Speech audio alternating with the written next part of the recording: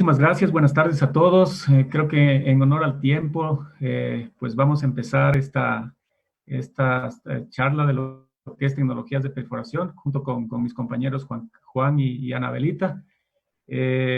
Vamos a hacer, la verdad, un resumen bastante rápido de lo que es un campo bastante extenso y temas que se podrían tratar muy a detalle, pero sin embargo, esperamos que durante la presentación o con esta presentación ustedes pues tengan una idea básica de lo que es de las tecnologías que actualmente utilizamos en Halliburton, parte direccional como en la parte de brocas, ¿no? Eh, para empezar, bueno, Anabelita me acompaña también, nos va a ayudar con el momento de seguridad. Por favor, Anabelita. Bueno, buenos días con todos. No me presentaron, pero me presento. Mi nombre es Anabela Ceballos, yo soy el líder técnico de Ecuador para Brocas, Halliburton Drill Bits and Services, y yo les voy a presentar este momento de seguridad que habla acerca del control de presión. Sí, la pérdida de control de presión ocurre cuando la presión queda atrapada sin ninguna ruta de liberación controlada. Esta se libera de forma incontrolada o se supera en un más de 10% la presión de trabajo nominal de un equipo. La pérdida de control de presión puede provocar lesiones personales, daños al equipo y daños al medio ambiente. ¿Qué debo hacer? Primero, confirmar que el equipo que vamos a utilizar sea el correcto para la presión de trabajo. Segundo, verifique y asegure que los dispositivos de seguridad de presión funcionan, tienen certificación vigente y no están aislados. Tercero, revise la línea durante el armado para confirmar que tiene rutas de liberación de presión controladas que se pueden monitorear. Cuarto, nunca repare ni apriete el equipo a presión mientras este esté presurizado. Y por último, siempre purgue la presión antes de desmontar o desconectar el equipo. Eso es todo lo referente al momento de seguridad. Continúa, por favor, Carlitos. Gracias. Ok, gracias, Anabelita. Como les decía, vamos a tratar de explicarles un poquito de lo que es la perforación direccional, un tema crítico en nuestras operaciones que es la cercanía de pozos y cómo se hace el escaneo de anticolisión de pozos, las tecnologías que estamos utilizando actualmente en Ecuador, tanto en sistemas MLWD, motores de fondo, sistemas rotatorios direccionales, un poquito de registros en realidad durante la perforación, muy básicamente la parte de geonavegación, que es básicamente cómo posicionar un pozo o navegar en un pozo horizontal. Y finalmente, pues las brocas de perforación que van muy de la mano con nuestros sistemas, sobre todo en los sistemas rotatorios direccionales, que ya la gente de brocas puede explicarles más a detalle de qué se trata, ¿no? En cuanto a la perforación direccional, para tener un concepto bastante básico de lo que es la perforación direccional, pues no es más que desviar intencionalmente la trayectoria de un pozo para llegar desde un punto en superficie o de unas coordenadas en superficie hasta unas coordenadas en fondo. Básicamente es lo que hace la perforación direccional. No todos los pozos se perforan verticales o desde una misma plataforma se perforan más de un pozo y eso nos del medio ambiente, ¿no? Algunas aplicaciones que tiene la perforación direccional hoy en día, pues ustedes pueden ver rápidamente en esta diapositivas, pero por ejemplo, aquí en Ecuador aún no hacemos, sin embargo, en Venezuela se hace mucho este tipo de pozos multilaterales donde se puede desde un solo pozo ir a distintas arenas productoras y nos sirve bastante la perforación direccional. O obviamente también pues sirve pozos de un punto de superficie hasta unas coordenadas en fondo muy diferentes o desplazarse básicamente, desplazarse desde las coordenadas de superficie hasta las coordenadas de fondo, ¿no? En Ecuador se están perforando una serie de pozos donde ya se incluyen desplazamientos considerables desde la cabeza de pozo hasta el objetivo, pues precisamente porque se están utilizando las plataformas ya existentes con el ánimo de utilizar esas plataformas y no hacer más plataformas, ¿no? O optimizar los recursos que ya se tienen. Ustedes pueden ver un ejemplo básico, un ejemplo de los pozos, son pozos reales perforados. Aquí ustedes tienen uno que está por arriba de 7,000 pies de desplazamiento, por ejemplo, desde la cabeza del pozo hasta los objetivos o donde está la arena reservorio, ¿no? Un caso de un pozo J y en el caso de un pozo horizontal, que la última parte, como ustedes pueden apreciar aquí, pues se navega horizontalmente, pues bueno, depende de cómo estén ubicados los reservorios, pero 86, 90 o 92 grados, dependiendo de los dips de las capas, básicamente. Pero ¿cuál es la idea? De tener una mayor área de drenaje en los pozos y poder. Para eso, pues necesitamos tecnología especial, tanto en direccional como en brocas, para poder perforar este tipo de pozos. Igualmente, ustedes pueden ver aquí, como les mencionaba, desde una sola plataforma se pueden perforar varios pozos a la vez a distintas partes del reservorio para tratar de optimizar los recursos que se tienen, ¿no? Y aquí ustedes pueden ver un plano mucho más de cómo están ubicados los cellars, por ejemplo. En este caso hay 3 cellars por perforar y el rojo es el pozo que estaríamos por perforar. Básicamente para que tengan una idea bastante clara de lo que es la perforación direccional. Como les mencionaba, una de las etapas críticas en nuestras operaciones es la cercanía de pozos. ¿Qué tan cerca podemos estar del pozo que se va a perforar con las trayectorias que están alrededor o los pozos que ya están perforados en el área, ¿no? Entonces, pues seguimos un control estricto de lo que es la planificación de los pozos como tal, pues no podemos planificar pozos que estén fuera de los rangos permitidos de cercanía de pozos. Obviamente, ustedes entenderán que al inicio todos los cellars están ubicados a una distancia prudencial y obviamente va a haber cercanía, pero sin embargo, a medida que se va bajando hacia el subsuelo, pues tenemos que ir planificando los pozos de tal manera que no se acerquen al radio de interferencia de otro pozo cercano.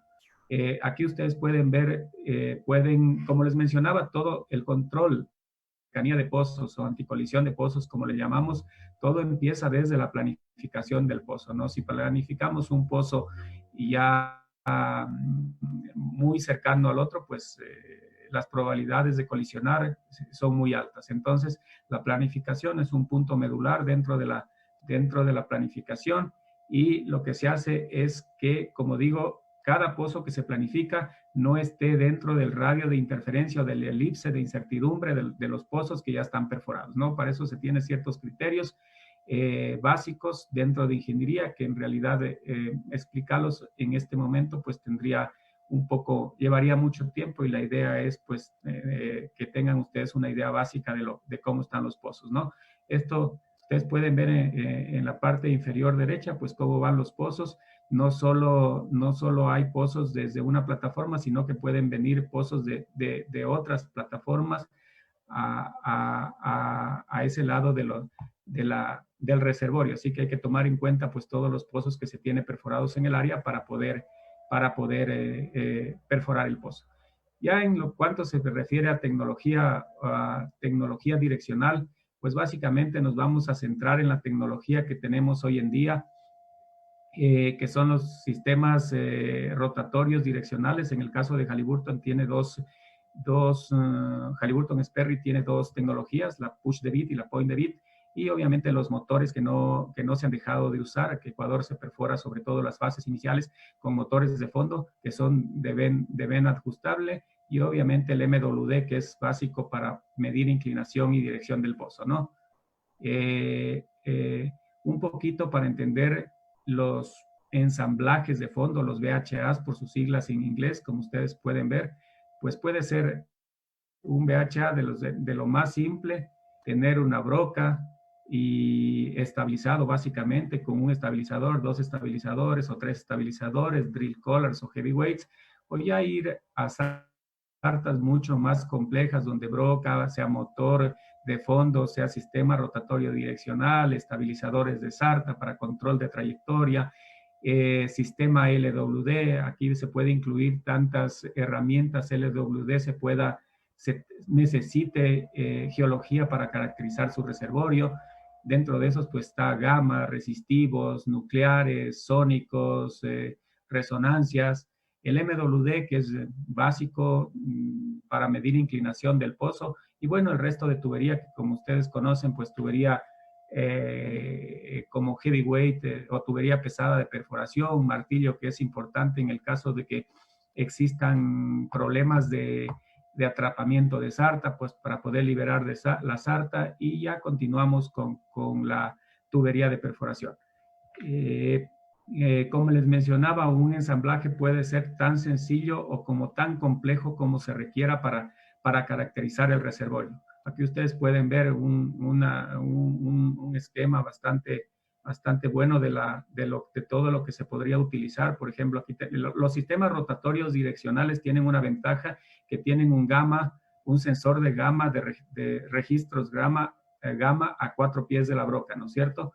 En ese sentido, pues broca, resistividad, el sistema rotatorio direccional, el sistema que mide inclinación y dirección del pozo. Hay otro collar que se coloca en la sarta, que es un gamma que va mucho más atrás de la sarta. Básicamente el gamma, la broca, se utiliza para aterrizar los pozos, sensores de densidad, sensores de resistividad, sensores de porosidad, sensores de optimización, incluso como el PWD. El PWD es un sensor de optimización que sirve para monitorear en tiempo real las propiedades del lodo, la limpieza del hoyo como tal, cómo se está comportando la formación, si hay derrumbes, si cualquier cosa anormal que tengamos durante la perforación. Como digo, una sarta de perforación puede ser tan simple como broca y puntos de estabilización, o una sarta tan compleja como todos los sensores que requiera el geólogo para caracterizar su reservorio. Básicamente en sistemas el MLWD, pues tenemos el básico, pues se corre un broca, motor de fondo, y un sistema de MWD para tomar surveys, y sistemas también, como les decía, sensores de optimización. De estos están los de vibración. La mayoría de nuestros sensores tienen, bueno, todos en realidad tienen sensores de vibración. La complejidad o la característica de esos sensores, qué tan los sistemas los mecanismos de vibración que miden, y esos pues están de acuerdo al tipo de sensor, ¿no? El sensor de presión que les hablé un poquito, y todo lo que tiene que ver evaluación de formación, que pues, lo básico, un sensor de rayos gamma, y todos los que ya les mencioné con anterioridad. En cuanto al sistema MWD, bueno, obviamente debemos tener una comunicación entre las herramientas de fondo y la superficie. Cómo nuestros técnicos se comunican o cómo las herramientas se comunican desde fondo hasta superficie. Básicamente aquí en Ecuador utilizamos dos tipos de telemetría. La primera es pulso positivo, como ustedes pueden apreciar básicamente aquí. Es un restrictor de presión. Este es como un émbolo que sube, baja, realiza una restricción de presión y genera ondas, y esas ondas viajan hasta a través de superficie, a través del lodo y hasta superficie. En superficie se tiene los diferentes software que detectan esta variación de presión y que decodifican. Básicamente es una decodificación en código binario de ceros, unos, que se programa todas las herramientas para tener la data en superficie. Así se puede tener la inclinación, la dirección del pozo, medidas de rayos gamma, medidas de resistividad, porosidad, neutrón, sónico, resonancias, y todo lo que se pueda transmitir en superficie. Obviamente a superficie se trata de transmitir se transmite la información necesaria en ese momento para perforar y tener en tiempo real, y en memoria pues viene toda la información que el geólogo necesita para caracterizar sus reservorios. El otro sistema de telemetría o de comunicación que tienen las herramientas pues es el pulso negativo. Básicamente este es por decrementos de presión. Dentro de tiene un collar donde hay un agujero donde básicamente sale el fluido y hay un decremento de presión. Esa es la forma porque se llama pulso negativo. Como ustedes pueden ver en esta grafiquita de aquí abajo, esta valvulita abre y cierra, y sale el fluido por aquí desde las herramientas hacia el anular. Eso provoca también un decremento de presión y se tiene las ondas hacia superficie donde lleva la información. Los otros no los voy a tocar mucho, no es un sistema que no tenemos en Ecuador, está en otros países, por lo tanto voy a pasar un poco rápido, ¿no? En cuanto a los motores de fondo, básicamente los motores desde el momento que es lo más utilizado aquí en Ecuador, son motores de desplazamiento positivo. El fluido pasa a través del sistema rotor-estator y hace que gire este componente interno y se pueda ir perforando. Los distintos motores que se tienen, las distintas configuraciones, como ustedes pueden ver aquí, el rotor y el estator, pues va a depender de qué tan rápido gire un motor o qué tan lento gire un motor, dependiendo de la aplicación o la litología que se vaya a perforar. Ustedes pueden ver un poco más aquí a detalle cómo es un motor. Pues como les decía, el sistema interno, a medida que pasa el flujo, va girando y hace que gire la parte de la broca para hacer el trabajo direccional como tal. Un poco ustedes lo podrán ver más en este video explicativo un poco. Si ustedes pueden ver, toda la sarta con el sistema del top dry está girando en superficie y también se está girando la broca, ¿no? Como digo, el flujo que pase a través del rotor estator es quien le va a dar la energía a la broca para que rote, ¿no? Ustedes pueden ver en esta parte que tiene cierto ángulo de doblez, digámoslo así, de alguna forma, el motor, y es lo que de alguna forma en la siguiente diapositiva pues nos podría aclarar un poquito más cómo es el sistema. Pero llévense la idea de que en la parte, mientras está rotando la tubería, está rotando todo el sistema desde superficie, y también hay rotación en la broca como tal, ¿no? En la siguiente diapositiva ustedes, no.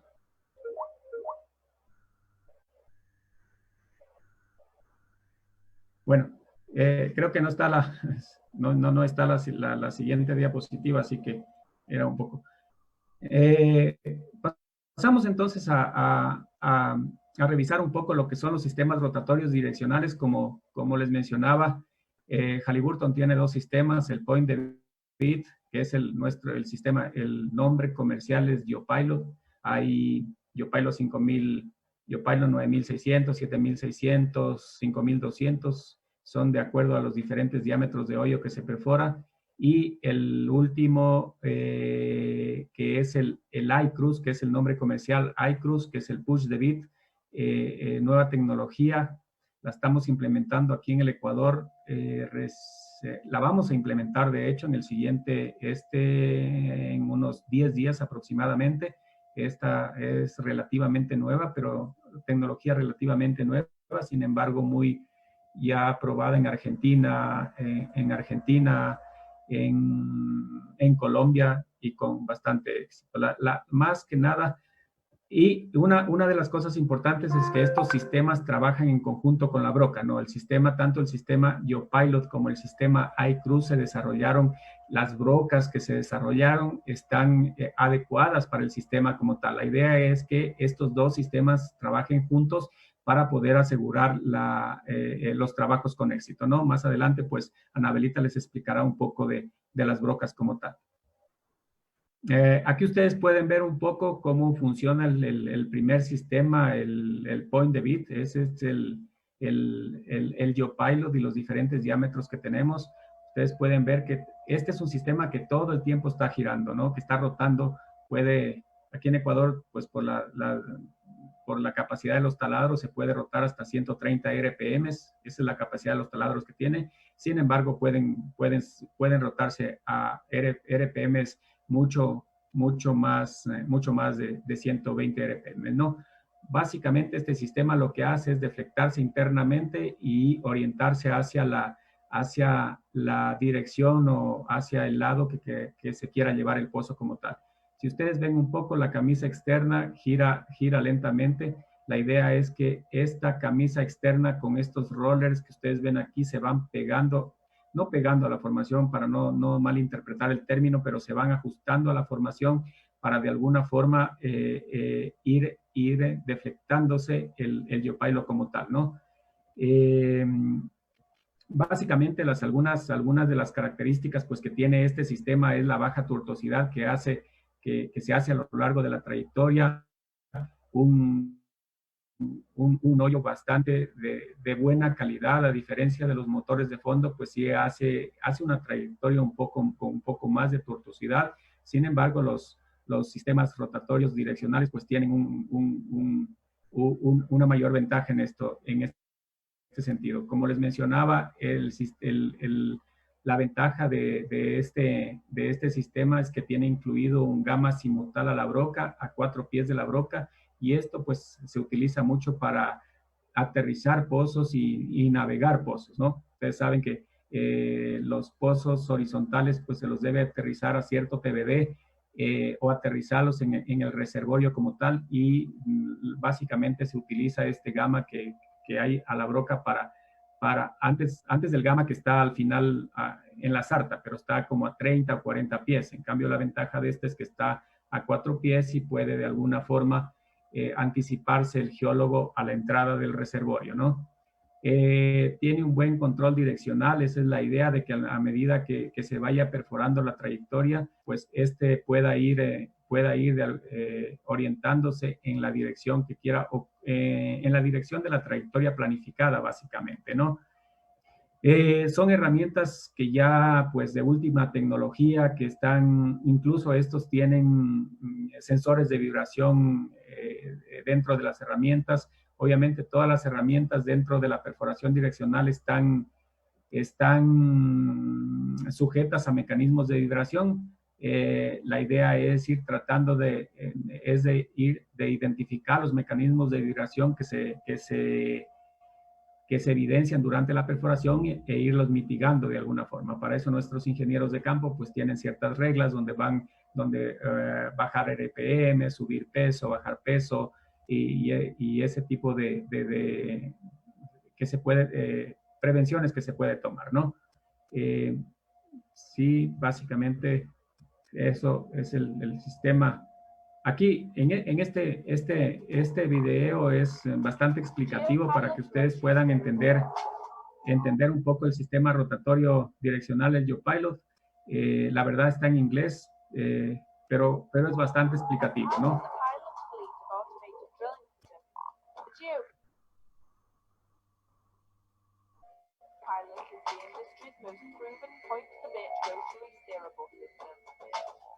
Azimuthal gamma and inclination sensors just working to some fit provide tight control on well-brought geosteering. The bit is pointed by flexing the internal drive shaft.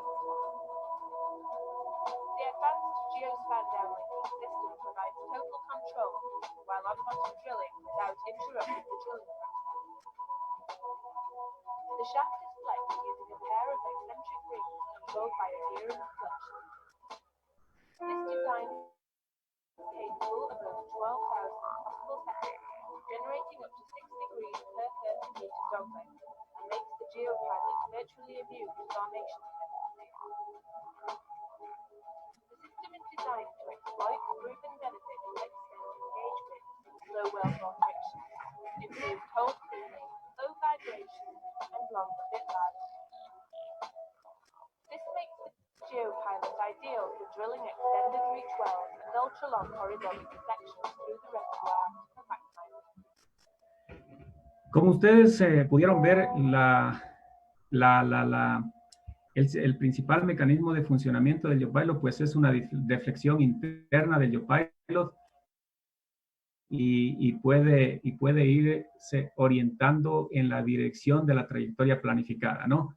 El otro sistema que, como digo, se está implementando ya en el país o se va a correr en escasos 10 días, pues es el otro sistema que es Push the Bit. La diferencia de este sistema es que tiene ustedes pueden observar estos pads que tiene aquí, son 3 pads que están ubicados alrededor de la herramienta y es una herramienta que se puede rotar hasta 400 RPM, revoluciones por minuto, y estos pads de aquí van saliendo, se abren y se cierran, ¿no? Se abren y se cierran a tal velocidad que pueden irse,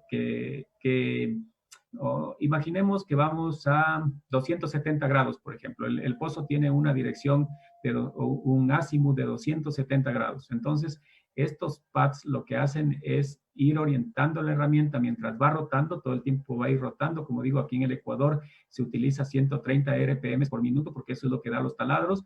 Estos pads van saliendo y se van orientando en la dirección en la dirección de la trayectoria como tal, ¿no?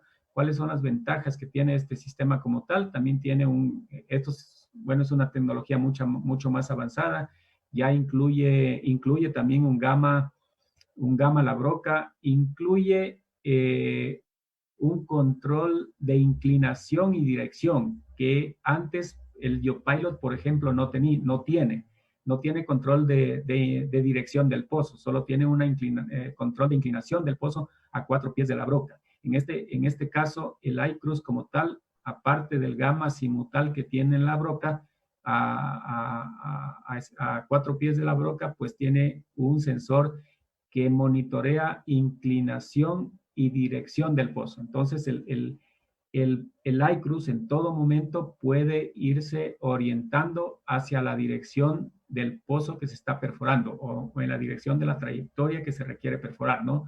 Esa, digamos, de alguna forma era la desventaja que tienen las otras herramientas de no poder controlar el azimut del pozo, pero sin embargo, ya lo tiene. Otra ventaja que tiene este sistema es que ya tiene incorporado un sensor de optimización como el PWD, que el GeoPilot no tenía, por ejemplo. Debíamos conectar un sub adicional como PWD. Ya tiene un sensor de PWD y además, bueno, en las siguientes versiones se va a incorporar también un sensor de resistividad dentro de la herramienta. Entonces, es una herramienta que tiene más de una aplicación, o dentro de una misma herramienta, pues se están incorporando algunas herramientas que antes se las podía solo incorporar adicionando subs a la sarta, ¿no?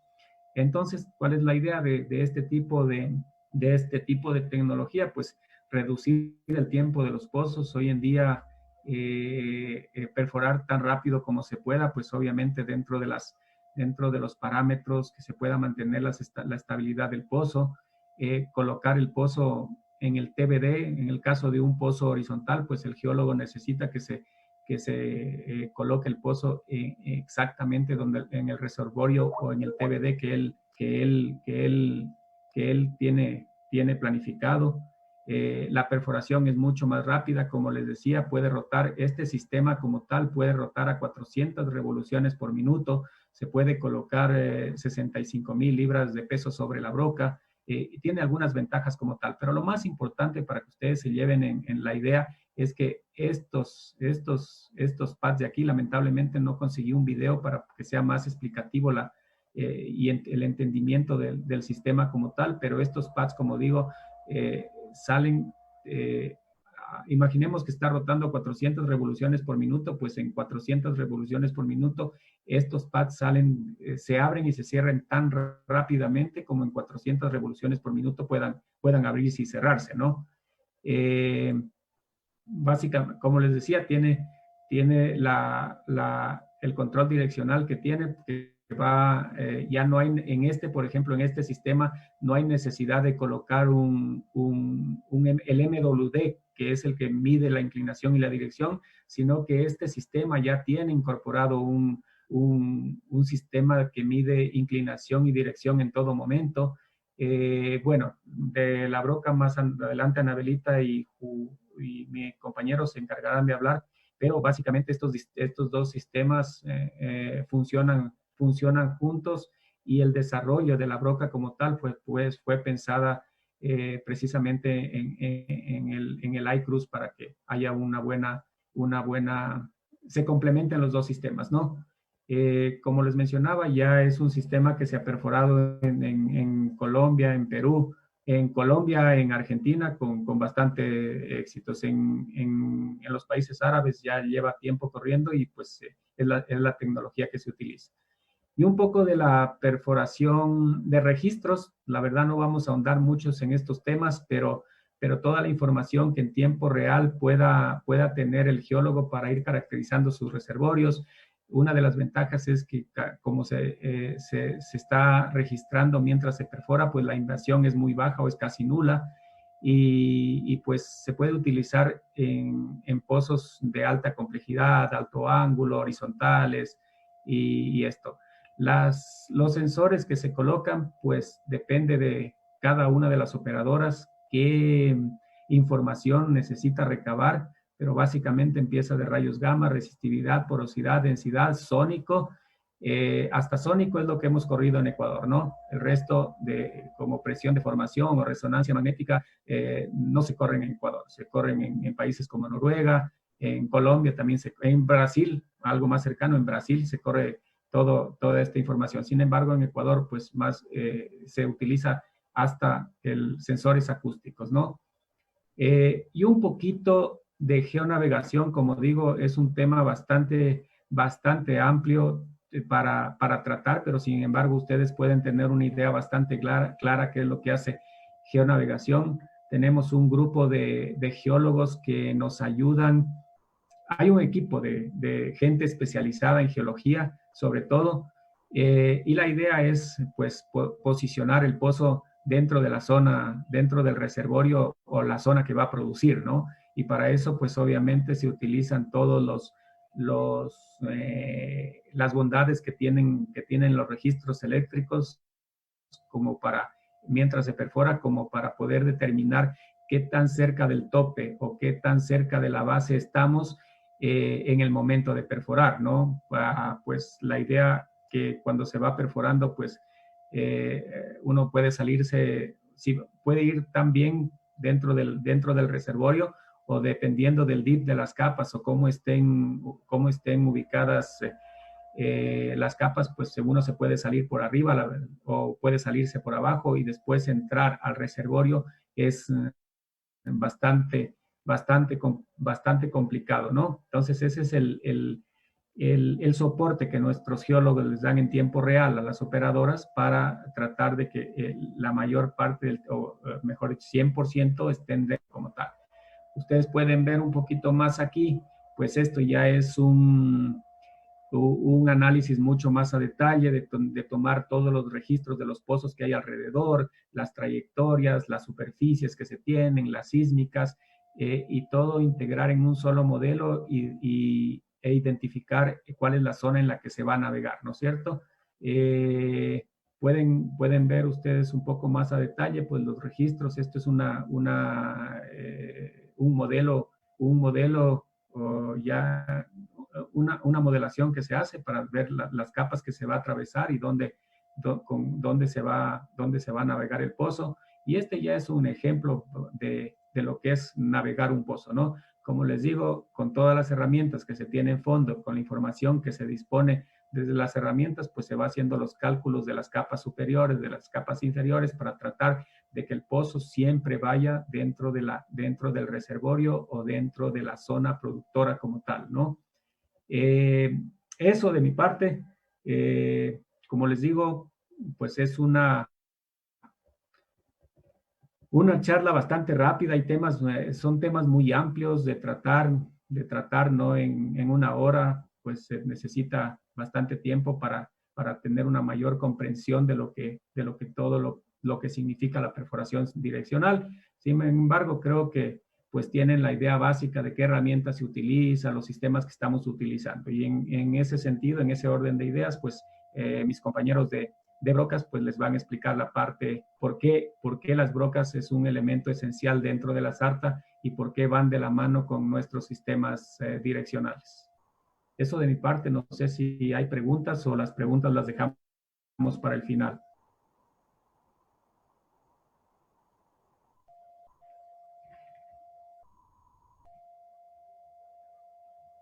Hola. Gracias. Ok, Carlos, sí que al final. ¿Va a intervenir el ingeniero Juan Torres o Anabela? Ok, bueno, buenas tardes a todos. Agradezco este espacio para hacer la presentación por parte de Brocas. Es un gusto de verdad estar con ustedes aquí desde la distancia desde Colombia. Vamos a hablar rápidamente. Me imagino que tenemos alrededor de 27 minutos para hablar lo que son las brocas de perforación. Como Carlos mencionaba, las brocas de perforación normalmente pueden llegar a ser personalizadas dependiendo del sistema que vamos a utilizar de perforación, más que todo con el perfil, lo que va a ser el perfil direccional. Primero que todo, hay una gran división de lo que cuando nosotros hablamos en términos de brocas de perforación, subdividirlas en dos tipos. Una de ellas son brocas roller cone o brocas tricónicas y las otras son brocadores de cortadores fijos o PDC, Polycrystalline Diamond Compact por sus siglas en inglés. Dentro de esta gama de lo que son las brocas PVC, como ustedes pueden ver en la imagen, hay dos tipos de brocas. Una de ellas es de cuerpos de matriz y las otras es de cuerpo de acero. Dependiendo de la aplicación, y cuando yo digo aplicación, entiéndase que estamos hablando del ambiente donde va a perforar la broca. Es diferente donde hay formaciones muy suaves, muy arcillosas, donde yo espero una gran velocidad de perforación, utilizaría en ese caso brocas de acero. Pero cuando son brocas de mayor compresibilidad o donde hay algún tipo de preocupación de erosión, estaría utilizando brocas de matriz. Entonces, son de las grandes gamas que tenemos. Las grandes diferencias, ustedes pueden ver, adicional a eso son los espacios, ya lo vamos a ver más adelante en lo que son las partes de la broca. Si puedes dar un clic, por favor, Carlos.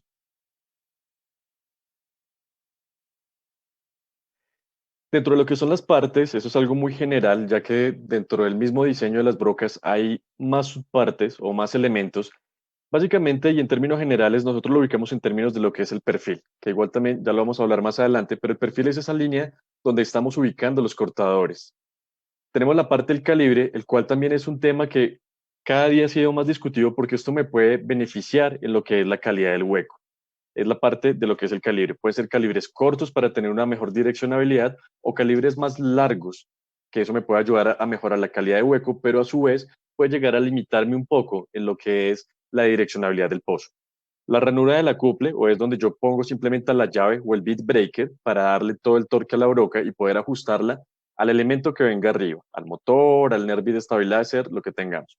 La rosca de API, que esa va de acuerdo, el diámetro va de acuerdo a lo que va el diámetro de la broca. Es decir, normalmente para lo que son brocas de menores diámetros como 8,5, 8,3/4, tenemos una rosca de dimensión de 4,5 pulgadas regular API. Algo muy importante también, yendo por el otro lado, lo que es el área de flujo o lo que denominamos el John Slot Area, es algo que no es como tal tangible, es simplemente un espacio vacío por donde todos los recortes de lo que están cortando cada uno de los cortadores me está evacuando de la cara de la broca. Como lo mencioné anteriormente, dependiendo de la aplicación, este espacio puede ser mucho más amplio o puede ser más pequeño. Entonces, ustedes allá en sus casas ya se van haciendo la idea de cuál sería la relación entre uno y otro. Si voy a ir en una formación muy arcillosa y muy rápida donde voy a perforar a una gran velocidad, yo esperaría que esta área de flujo sea mucho mayor. Lo contrario pasaría en una aplicación donde es bastante dura y donde mis velocidades de perforación son bastante bajas, lo cual haría que pues no requiera yo tanto este espacio. Y la parte de cortadores PVC, que yo diría que es una gran importancia, de hecho hay industrias y empresas especializadas en manufacturar estos cortadores y que un dato es la parte más costosa de una broca, debido a que este se compone de una tabla de diamante sintético y un sustrato de carburo de tungsteno, los cuales van acoplados a gran presión y temperatura y van puestos igualmente a presión y temperatura y con soldadura de plata en todo lo que es el perfil de la broca. Siguiente, por favor.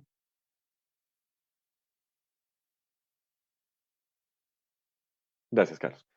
Dentro de la siguiente gama o de los siguientes tipos de brocas que tenemos son las brocas roller cone o tricónicas. Digo roller cone porque inclusive en la industria hace muchos tiempos se hablaba de brocas bicónicas. Obviamente su nombre se deduce por la cantidad de conos que nosotros tenemos.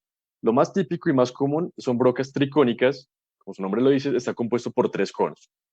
Dentro de esta gama, al igual que en las brocas PVC, vemos una subdivisión en dos tipos, brocas de dientes y brocas de insertos.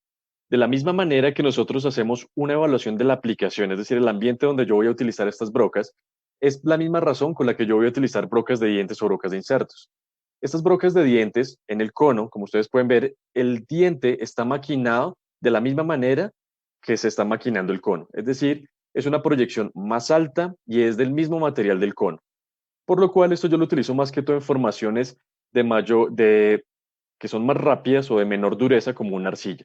Por el otro lado, tenemos las brocas de insertos o TCI, en el cual cada uno de esos insertos tiene una mayor dureza. Están hechas de carburo de tungsteno y cobalto. Entonces, estos insertos también van a depender su altura y su proyección del tipo de formación donde yo voy a perforar. Dentro de más dura sea la formación, el inserto tiende a ser mucho más bajo. En cuanto a las partes de la broca, tenemos aquí la parte de los conos, ¿sí? Estos conos se están uniendo a través del brazo o de este perno que hay interno, lo está sujetando de esta manera con unos mecanismos internos. La parte del shear tail, que es esa protección donde estamos señalando ahí, es decir, donde va un poco más abajo del cono y hace parte de lo que es el brazo.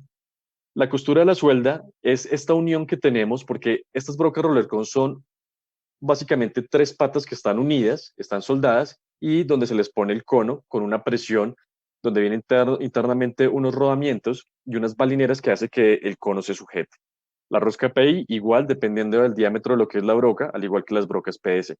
El calibre, ya aquí ya digamos, pierde un poco esa teoría que tenemos en brocas PS de poder tener un calibre más largo o más corto. El calibre en las brocas roller cone es esa pequeña hilera que vemos ahí, por lo cual ustedes sabrán escuchar que cuando se habla de aplicaciones direccionales, lo mejor para poder tener una direccionabilidad es utilizar brocas roller cone. No solamente por la generación del torque reactivo, por su mecanismo de corte, que lo vamos a ver en el siguiente slide, sino también porque el calibre o lo que está uniendo con la pared del hueco es bastante corta, lo que me permite tener una mejor direccionabilidad. Tenemos también lo que son las boquillas centrales y las boquillas laterales. Esas son ajustadas al igual que las brocas PS, dependiendo de toda la evaluación de la hidráulica que se haga en el pozo. Y un sistema de compensación, aquí quedó compensación, es de compensación, el cual simplemente está colocándome a gran presión la grasa que viene internamente. En cuanto a los mecanismos de corte, hay una gran diferencia en lo que son las brocas PS y las brocas tricónicas. Las brocas PS, si haces un clic por favor en el video, es un mecanismo tipo shear o cizallamiento. Es decir, que el corte lo que me va a generar es una especie de paleo en la formación, de esa manera que están viendo ustedes ahí. Ese es el principal mecanismo de corte. Obviamente estamos sometidos también a fuerzas axiales, pero ese es su principal mecanismo de corte. Y en cuanto a las brocas tricónicas, lo que simulamos acá es un crush o tratar de romper la formación porque precisamente por su misma geometría de lo que es inserto o el diente, es lo que busca es triturar la formación y después genera una especie de paleo para remover la formación. Habíamos mencionado inicialmente dentro de las partes de la broca que mencionamos una parte que es el perfil, es decir, donde yo voy a ubicar toda mi hilera de cortadores. Cuando nosotros empezamos a diseñar las brocas, es el primer paso que nosotros hacemos para hacer un producto final como el que están ustedes viendo en la imagen. Es decir, nosotros partimos con cuál debería ser la profundidad del cono. Cuando decimos esa profundidad del cono nos referimos al ángulo de inclinación que tiene entre una horizontal y la línea que están viendo ustedes, digamos, de una manera inclinada. Tal vez no lo puedo ver aquí el mouse, pero bueno, esa inclinación que tenemos ahí o la profundidad del cono puede ir variando nuevamente dependiendo de lo que es la aplicación. Para lo que son formaciones más duras, tenemos un ángulo de cono mucho más bajo, a diferencia de lo que si hacemos para unas formaciones un poco más suaves o rápidas para perforar. Bueno, en cuanto a lo que son Bueno, aquí simplemente para finalizar es en lo que es el radio de la broca. Igualmente esto también nosotros lo diseñamos inicialmente y ustedes se dan cuenta que ahí va a depender de qué cantidad de cortadores vamos a poner. Nuevamente va a depender de la aplicación. Si son formaciones que son más fáciles de perforar, tal vez el volumen de diamante que yo voy a necesitar poner en ese radio o en ese perfil sea más corto, por lo cual puede ser el número 2. Pero si por el contrario son formaciones más duras, donde necesito más volumen de diamante, es posible que me vaya a un perfil tipo 7. Listo. Siguiente, por favor. Ok, vamos a la parte de cortadores, un tema que también en la industria cada vez se está colocando un tope más alto para simplemente lo que todos buscamos, tener más durabilidad. Al buscar más durabilidad, lo que yo busco es que tener corridas mucho más largas, de esa manera reducir los tiempos de perforación. Es por eso que dentro de la industria de los cortadores PVC existe una alta gama, inclusive cada vez existen más geometrías, más tipos, más diámetros. Los diámetros tienen un rango desde 8 milímetros, es decir, el cortador más pequeñito que existe, hasta 25 milímetros. Nuevamente ustedes allá en sus casas se preguntarán, ¿cuál cortador es el más común para utilizar o depende de qué yo voy a utilizar el tipo de cortador? ¿Sí? Ya que eso también nuevamente depende del tipo de formación donde yo voy a perforar. Siguiente, por favor. Ok. En este caso, dependiendo del diámetro del cortador que yo voy a utilizar, aquí estamos asumiendo un mismo perfil, un mismo diámetro de broca. Ustedes podrán ver que si utilizamos un cortador de menor diámetro, como es en este caso 13 milímetros, voy a poder poner un mayor volumen de diamante. Mientras que si vamos al otro extremo, es decir, 19 milímetros, pues voy a tener una menor cantidad de cortadores. ¿Qué es lo que nosotros buscamos con eso? Dependiendo si es una aplicación donde debo ir más rápido, donde quiero tener una mayor velocidad de perforación, porque las secciones son de determinado intervalo, pero sabemos que a lo largo de esa formación no voy a tener mayor desgaste, yo voy a utilizar un cortador de 19 milímetros, el cual voy a garantizar que tenga un mayor enganchamiento del cortador en la formación. Recuerden cómo estaba haciendo el shear de la formación. En el caso de 19 milímetros puedo coger más parte de la formación, haciendo que mi velocidad de perforación sea más rápida. Por el otro lado, si utilizo 13 milímetros, el enganchamiento del cortador que voy a tener en la formación o ese porcentaje de área va a ser más bajo, pero voy a tener una mayor posibilidad de tener más durabilidad en la broca. ¿Mm? Siguiente, por favor. Ok. Ya los cortadores, ya cuando yo tengo mi cortador disponible y lo voy a ubicar dentro de la broca, dentro de lo que es la parte del perfil, hay dos ángulos muy importantes cuando yo voy a hacer el diseño. El primero de ellos es el back rake. Este back rake simplemente es la inclinación o la agresividad con la que yo lo voy a poner respecto a una vertical. Imagínense ustedes que tenemos, no sé, una mantequilla y un cuchillo. Si yo lo utilizo de esta manera o lo más vertical posible, voy a ser más efectivo en el corte que si lo pongo con una menor inclinación. Si yo voy a hacer el corte, pues me voy a dar cuenta que voy a requerir de un mayor esfuerzo, de un mayor peso para poder penetrar dentro de esta formación o dentro del material que sea. Entonces, esa es una de las principales características que nosotros evaluamos, y saber qué valor vamos a poner o cuál no va a depender mucho del análisis de los pozos de correlación, de cuál es la compresibilidad de la roca que voy a perforar, de qué tipo de trabajo direccional voy a hacer. Una vez tengo clara toda esa información y hago toda mi ingeniería, puedo llegar a ubicar estos cortadores con esa inclinación. El segundo de ellos es el side right. Ese también me va a dar no tanto la agresividad o con la velocidad con la que yo voy a perforar, sino me va a brindar estabilidad. Si puedes hacer un clic ahí, existen diferentes teorías de lo que es este ángulo, puede variar de 5 grados a 25 grados. Y eso me va a dar básicamente lo que es la estabilidad de la broca. Siguiente, por favor. Ok. Aquí tenemos con 10 grados, 15 grados y finalmente terminaría con 20-25 grados. Ok, pasamos entonces a lo que es el siguiente paso dentro del diseño, el diseño de las aletas.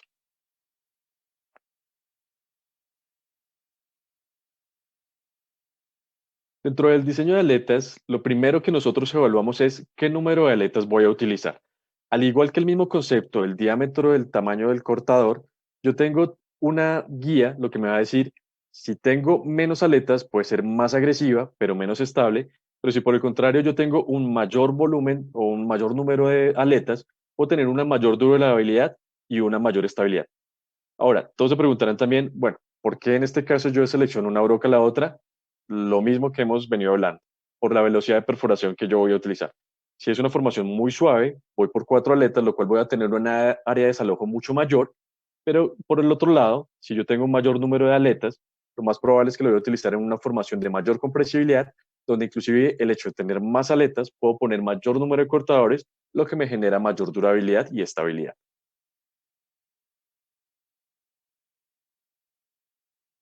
Ahora, otro de los conceptos que ha sido muy discutido en la industria es si las brocas pueden ser simétricas o asimétricas. Cuando nosotros hablamos de simétricas, quiere decir que los ángulos que yo tengo entre una y una otra aleta son iguales. En este caso, pues si formamos la circunferencia a 360 grados, cada una ya está distanciada a 120 grados. ¿Qué es lo que me puede generar una simetría? Como es el mismo concepto de lo que es la resonancia, es decir, un acople de vibraciones. es que yo puedo llegar a tener simplemente un modo de vibración mayor. Lo que estamos viendo abajo, forma de estrella, es simplemente un modo de acoplamiento que yo estoy teniendo y estoy golpeando en el fondo del pozo. Si tengo 3 aletas, vemos que tenemos una estrella casi de 5 puntas. Lo que está haciendo es que él me genera una descentralización o movimiento diferente. Pero si nosotros colocamos una asimetría, es decir, ya estos ángulos no son iguales, yo puedo llegar a generar una mayor estabilidad. En mi parte personal, cuando muestro esta diapositiva, obviamente esta es una exageración, ya que estamos hablando de 3 aletas, pero es algo que no me iría al extremo de tener tanta diferencia en las aletas, porque ahí ya me puede empezar a generar otros problemas en términos de balance de la broca. Pero cuando hablamos de brocas de 5 o 6 aletas, sí normalmente en el diseño buscamos tener una simetría, ya no una diferencia de más de 10 grados, sino tal vez puede ser 3 grados o máximo 5 grados de diferencia entre una y otra aleta. Ok. Otro de los conceptos que tenemos dentro de lo que son las aletas es si nosotros tenemos ese perfil que estamos buscando es si es espiralado, si es recto o si es muy espiralado. Hace ya pues bastante tiempo se ha reconsiderado el hecho de utilizar muy espiraladas. Fijémonos un momento en lo que es la gráfica de abajo, donde tenemos la comparación de rectas, espiraladas y muy espiraladas. Si bien la parte de tener una broca muy espiralada me genera un mejor balance, una mejor estabilidad, estoy sacrificando algo en términos de hidráulica. Es decir, cuando yo ubico las boquillas, posiblemente solamente pueda dedicar mi chorro de hidráulica para limpiar el cortador en la parte central, pero dejo desprotegido o dejo más susceptible a una falta de limpieza a los cortadores más externos.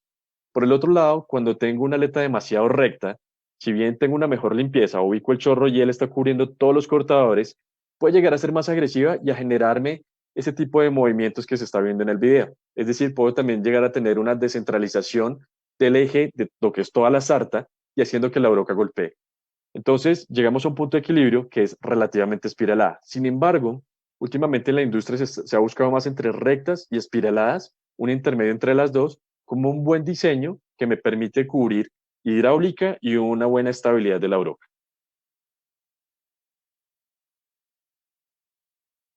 Okay. Siguiente slide, por favor. Listo. Vamos a la parte de lo que es el diseño del gauge. Como mencionaba Carlos y como mencioné al principio, la parte del gauge de la broca me va a incidir en gran parte en lo que es la direccionabilidad del pozo. Existen diferentes tipos. Por ejemplo, el primero que vemos ahí es el tipo full, es decir, el diámetro de la broca está junto con el gauge pad es totalmente parejo. Es decir, yo estoy en contacto total con las paredes del hueco. Eso puede tener ventajas y desventajas. Y como ustedes ven, el término siempre ha sido el mismo desde que hablamos al inicio, desde que hablamos de cortadores. Si yo tengo un full gauge, me puede llegar a generar una mejor estabilidad porque es menos susceptible a que la broca tenga una vibración lateral. Sin embargo, voy a tener una mayor complicación cuando hago un pozo direccional, en el cual, como ustedes han visto, ya en la gran mayoría de los casos, algún tipo de trabajo direccional es requerido, ya que los pozos verticales, pues cada vez son menos o más específicos si estamos hablando de un pozo exploratorio, un pozo offshore en su primera sección, tal vez se pueda llegar a requerir este tipo de configuraciones. Pero lo que se ha utilizado más en la industria es el aliviado en compañía con lo que es el step gauge o el escalonado. Aquí lo que yo busco es que el diámetro de la broca, el último cortador que me lo está dando, la parte del gauge pad está under gauge o está metido, digamos, hacia la parte de adentro. Con eso yo busco una maniobrabilidad o que la fuerza que tengo en el gauge pad sea menor, permitiéndome que yo pueda con mi herramienta direccional llevarlo hacia un lado determinado. Cuando nosotros hacemos todas las simulaciones, vemos que cuando es el full gauge, las fuerzas del steel force del pad son mucho mayores que cuando lo tengo escalonado.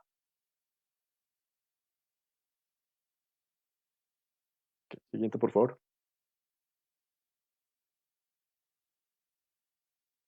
Ok, vamos ahora a lo que son los elementos secundarios. Esos elementos secundarios son simplemente las hileras que yo tengo de respaldo, o como lo denominan en Estados Unidos, pues lo que es el dual row. Nosotros tenemos una hilera de cortadores principal, que son los que ustedes ven ahí en blanco con la tabla de diamante, y nosotros tenemos diferentes tipos. Tenemos unos que son pasivos o que son activos. Cuando lo denominas que son pasivos, son como los dos que están en la parte de la derecha arriba, es decir, no tienen ese mecanismo de corte adicional al cortador primario. Y lo que tenemos al lado izquierdo, lo que estamos señalando en este momento, son cortadores activos, es decir, tienen un borde que me permite tener un mecanismo de corte. En la parte inferior derecha, estamos viendo que inclusive nosotros podemos poner cortadores de respaldo, es decir, de la misma geometría o de la misma dureza o el mismo tipo de material que los cortadores primarios. ¿De qué va a depender que yo los use? Nuevamente, del análisis que yo haga en mis pozos de correlación. Si yo veo que los desgastes son muy altos, es necesario colocar estructura de respaldo. Y adicional, si yo quiero hacer una profundidad de corte del enganchamiento del cortador primario, coloco estos elementos pasivos.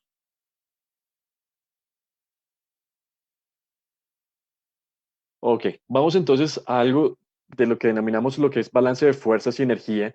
Y esto va muy de la mano cuando nosotros empezamos a hacer el diseño, qué tipo de vibración o cuál es el balance que yo voy a tener en las cargas de mis cortadores.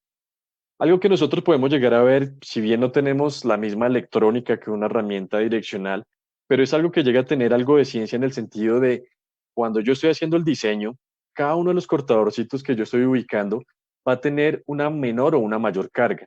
Entonces depende de nosotros cuando empecemos a hacer el diseño y la ubicación de estos cortadores, que nosotros hagamos ese balance de fuerzas que ustedes están viendo. Inicialmente, cuando nosotros utilizamos el software, las cargas o los balances de los cortadores están un poco desordenados. Es por eso que yo empiezo a jugar con los diferentes ángulos del back rake y el side rake, los mismos elementos de buff cut, para hacer ese balance de fuerzas. Si yo tengo mis cortadores desbalanceados o mayor carga en unos que en otros, es posible que en esos que tengan mayor carga van a ser más susceptibles a que sufran un mayor daño, a diferencia de los que tienen menor carga. Si yo no tengo ese buen balance, es posible que dañe la broca y obviamente no tenga la velocidad de perforación que estoy buscando. Siguiente, por favor. Ok, esas fuerzas se dividen en fuerzas de arrastre, fuerzas axiales y fuerzas radiales. Son las mismas que estábamos viendo en el video anterior, donde yo debo hacer ese balance precisamente para que tengan una similitud, o sean lo más cercanas posibles y quede balanceada mi broca. Ok, entonces para hacer un recap y lo que tenemos hasta el momento, siguiente, por favor. Entonces, lo importante es que lo primero cuando nosotros vamos a hacer un diseño de brocas es ver cuál es el objetivo del cliente. Algunos de ellos simplemente quieren velocidad, perforar lo más rápido para reducir sus tiempos de perforación.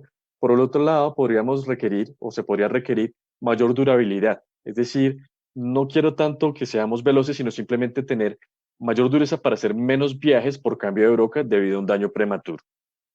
Estos elementos pues simplemente pueden llegar a tener resultados diferentes porque toda esta unión de los diseños yo puedo tener, utilizando los mismos cortadores PDC y perfiles, diferentes resultados dependiendo como yo los esté diseñando. Bueno, si diseñamos una broca PDC, debemos analizar pues cada uno de estos elementos, obviamente colocándolos todos juntos, y también debemos tener muy en cuenta lo que es el mismo ambiente donde vamos a perforar, cuál es el sistema rotario, cuál va a ser el perfil direccional. Bueno, ¿qué más tendríamos acá? Es, digamos, básicamente en conclusiones de lo que hemos visto hasta el momento.